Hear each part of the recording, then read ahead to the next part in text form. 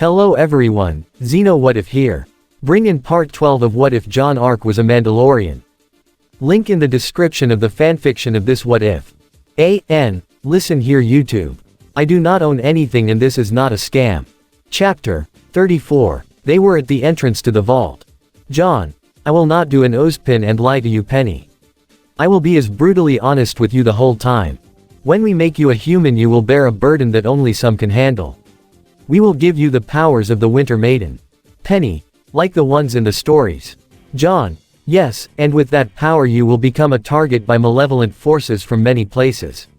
You will be hunted and you will always be under the threat of being killed. You will be forced to take the responsibility of not just protecting the power but the protection of the world until you have chosen to pass the power on. I am not heartless, we can still make you human without you bearing the power and I will look for another. But the choice is yours. Think about it carefully. Penny, I would like to do it. Jaune, I told you to carefully think, this is a burden not a blessing. You can be human without it.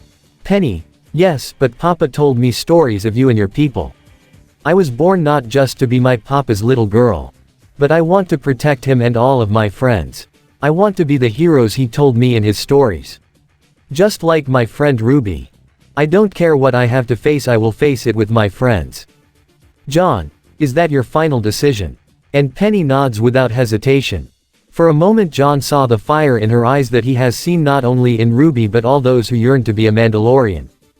Jaune smiles. Jaune, so be it. Jaune then looks at the relic and activates it. The blue smoke came out and then formed into a body. Greetings, I am Ambrosius and he looks to the one that summoned him and gasped. Ambrosius, ooh, a Mandalorian, or are not that simple. Could it be you Mandalore? Jaune, yes I am Jaune Arcadius, Mandalore the Redeemer. Ambrosius was squeezing in happiness. Ambrosius, it has been so long. I wished to meet another one. Your wishes are always so exciting to fulfill. Like Mandalore the Great asked me to create the city of Mandalore. Ironwood and the rest gaped a person asked to create a city. Jaune, for now I ask a humble wish for a friend and for the sake of others. Can you make this girl beside me human? Ambrosius inspects the girl. Ambrosius, easy enough, I just wished you to give me a challenge. Jaune, and I wish for you to transfer the Winter Maiden power to her. Ambrosius, ooh but I need something in return. Jaune, what is it? Ambrosius, like creation I need the resources to make such a wish and I need a profound power as an instrument to transfer the power. Jaune, can the Force do the job? The people behind wondered what is the Force he is speaking about. Ambrosius, the power of life that resides in all living things. Oh I love that power, it's a shame that only a few can achieve this power. Ooh, I recall that Mandalore the First did possess it. He was so awe-inspiring. He then looks to Jaune and inspects him to floating around him. Ambrosius, you have the power as well. Then your wish will be granted, I will take control of you when we transfer the power. Jaune just nods. RWBY, Penny, you'll become a real girl. Penny, yes friend RWBY I will and with friend Jaune's help. Weiss, why did these fairy tales come to life all of a sudden? Blake, fairy tales are just stories with a small truth in them Weiss. They were never made to entertain but to remember. Young, no kidding. Ambrosius the waved his hand and Penny starts floating. RWBY, Penny. Jaune just extends his arm and stops her. Jaune, RWBY, she will be fine. Trust me. RWBY nods. Penny starts glowing and the light began growing, blinding everyone as they cover their eyes. The light fades and Penny lands on her feet. She opens her eyes and wonders. Penny, I can no longer see data. What is this feeling? My feet feel cold. She looks down her legs to see the mechanical joints are gone and twitches her bare feet. She feels weird as she is suddenly introduced to many sensations at once. RWBY, Penny, friend RWBY. RWBY then tackles her to the ground. RWBY, Penny you're a real girl now, I'm so happy for you. Jaune, RWBY step back, we are not done yet. Ambrosius then dissolves into mist and merged with Jaune. Jaune, now under the control of Ambrosius, began using the Force in conjunction with his power of creation. He lifted both his arms in the directions of both the old lady and Penny. The old lady began to glow a cool blue aura until it disappears and then it began forming around Penny. Penny then fell on her butt as the mist leaves Jaune. Ambrosius, there I have granted your wish, until we meet again Mandalore, Toodles. He began returning to the relic. Jaune, that was so weird. Penny stood and her eyes began emitting green flames. Penny, whoa, what is this power? Jaune, so how are you doing, Penny? Penny, sensational. Chapter 35, Ironwood. So Penny is the new Winter Maiden. Heel said as he looks to Jaune, wondering what was his power that the genie was talking about. Ozpin rang in. Ozpin, Jaune, is it true that Ambrosius was? Jaune, yes let's not speak about it too much. I have a request from you, get Raven over here. I have a more suitable candidate for the Spring Maiden. Ozpin, oh, and who is it? Jaune, an old lady I met during my travels. I know she would be a much more helpful and responsible caretaker for the power. A few days passed as they brought Raven and the old lady Jaune was talking about. Ozpin joined them in Atlas Ironwood's office. An old and small lady walks in. Ironwood, this is the person you were talking about. She doesn't look like she can fight at best. Then a scythe flew next to his ear. I'd like for you to show your elders some respect. Jaune, you told me I was gonna do something important, not be insulted. Jaune, do not mind Irondic because he lacks imagination. Since I haven't explained my plan yet. I give you a choice, Maria Calavera. You can stay as you are or regain your youth, but you will receive a heavy burden that you will carry until this age-long war is resolved. Maria, I'll take it. Jaune was dumbfounded. Jaune, aren't you gonna think about it first? Maria, you know retirement is overrated. I will die slower to boredom. I would like to have a second chance at my adventure, even if it is filled with fighting. I believe I'm ready for another adventure. Movie reference, try and find it out, you fools. Ozpin was just sipping his coffee next to Raven in handcuffs. They once again made their way to the vault. Ambrosius, greetings. Ooh, Mandalore, what do you want to wish for again? Jaune, to return the time to someone who is deserving of a second chance on life. And transferring another maiden's powers. Ambrosius, interesting, but to wind back time you must have an insane amount of aura for me to rejuvenate said person. Jaune, I possess massive aura and the semblance aura amplification. Is that enough for you to use your creation powers? Ambrosius, you just became more interesting, young man. Alright, let's begin once again. Jaune just shudders as he was once again possessed. Jaune walks to Maria, putting his hand on her head and his thumb to her forehead and his other hand on her chest and his thumb on her heart. They both began to glow intensely. Until the light faded. And revealed a beautiful young woman. Jaune, now to give the power to someone who deserves it. He repeated the process he did for the Winter Maiden. Raven was still under arrest and is gonna be serving her time with the Xiaolong family, trying to help he rehabilitate. Much later, Team RWBY and PNR is playing around and with Kiro just drinking on the side. Yang, full house. Weiss, oh come on. Nora, this sucks. Ren, told you not to play. Ruby, I don't get it. Pyrrha, you're too young. Ruby. Blake, 4 aces. Yang, what? Kiro, good thing Mando's girl is not here, these kids are such a bad influence. Jaune enters with Maria and Ozpin. Ozpin, greetings students.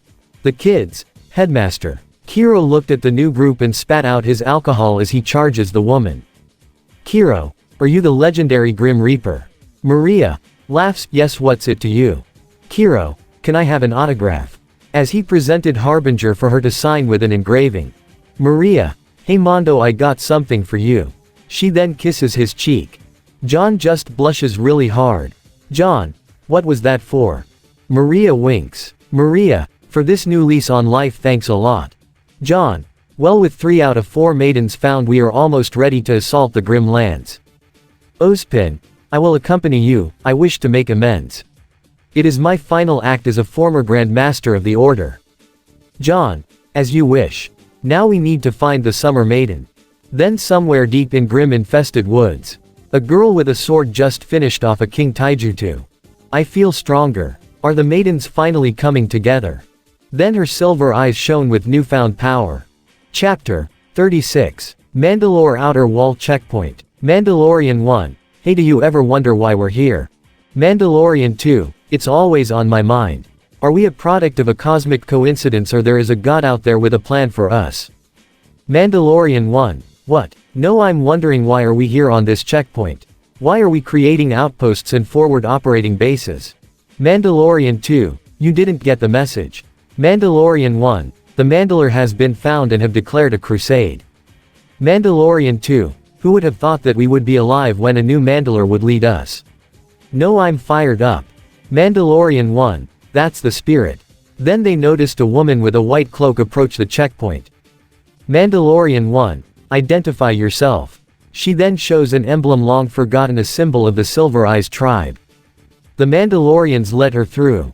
She walks towards the massive gate as it slowly opens for her. Summer. So these are the legendary Mandalorians my forebears fought alongside. She notices so many Mandalorians on the walls along with heavy cannons and other weapons. No wonder they are still around. Salem can't get through their defenses, not even a Nanook or a monster can get close. Then she was greeted by the Royal Guard. RG-1. Halt. State your intent. Summer. I'm here to speak with the Mandalore. I am from the Silver Eye tribe. RG-2 nods at RG-1 as he jogs back to the castle. RG-1 came back as he delivers the news. RG-1. The Mandalore is assembling his forces, but he is currently in Atlas.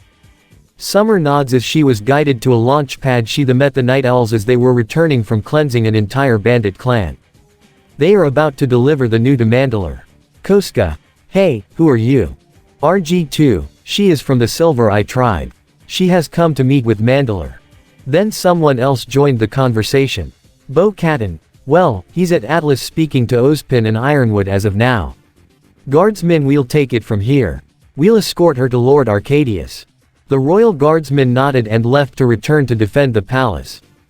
The Night Owls and the Summer Maiden traveled to Atlas.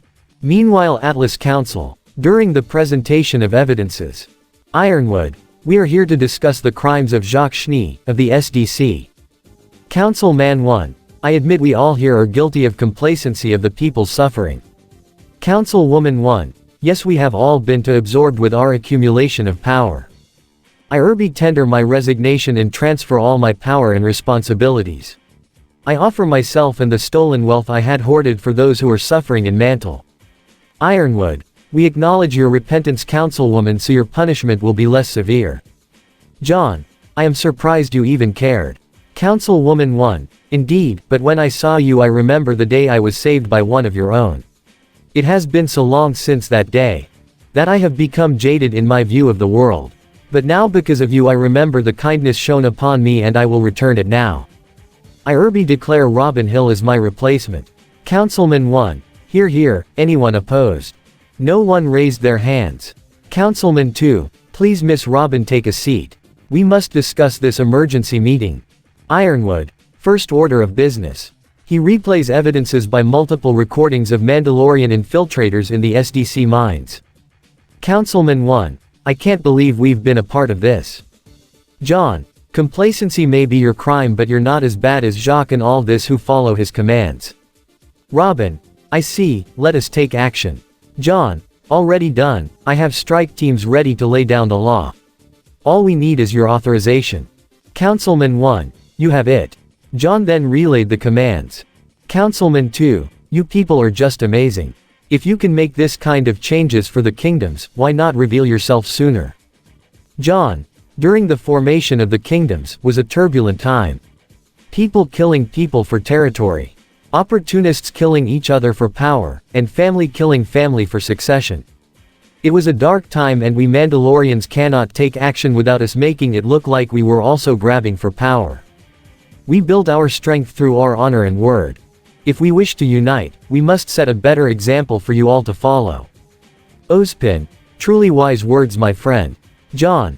But there was another reason for us not to get involved in the power structure during that time. Ironwood. And that is. John. We were also engulfed in our own war. Ozpin. Yes, it was never made public due to your people keeping the conflict amongst yourselves. John. It was during the time of the second Mandalore, as the first Mandalore the First was murdered by one of his generals who sought after power. Then the Mandalorian War began. And to the everlasting shame he brought upon us, we took our time to redeem ourselves. Ironwood. One of your leaders defected. What was his name then? Jaune. Pre-Visla, the founder of Death Watch. Robin. Death Watch. Jaune. Yes, a radical group who believed that strength was the absolute prerequisite for anyone to rule. They believed the constant conflict is the only way to ensure only the strong will inherit this world. Councilman 2. How horrible. Jaune. That is why we didn't get involved with the world. We were busy reddening ourselves. I decided to hunt down Taurus and those that followed him. For their version of the White Fang was inspired by Death Watch. Robin. And you did what you must to end that threat. Don't shame yourself by taking blame for their actions. Jaune nods. Ironwood. Now about Jacques. Jaune. We need a warrant for his arrest. Ironwood. Already done. I saw this coming the moment you got involved. And for what it's worth, I am deeply sorry for what harm me and my people have done. Jaune. I accept your apology, General. But it's not only me you have to apologize to. Ironwood. Yes, I have to make a statement to Vale. And its current king. Then someone entered the chambers. It was Boba. Boba. Lord Arcadius, you have someone looking for you. It's extremely urgent. Jaune. Council members, I leave you to your politics. I am needed in the field once more. Robin. Go Mandalore, and take our blessings with you. Jaune nods and then leaves as Ozpin follows. Outside. Ozpin. What is it? Boba. We have the Summer Maiden. She's coming to us. Jaune. So we are nearing the end game. And this at the end of part 12 this what if. Hope you guys like it. Do not forget to leave a comment down below and subscribe to the channel.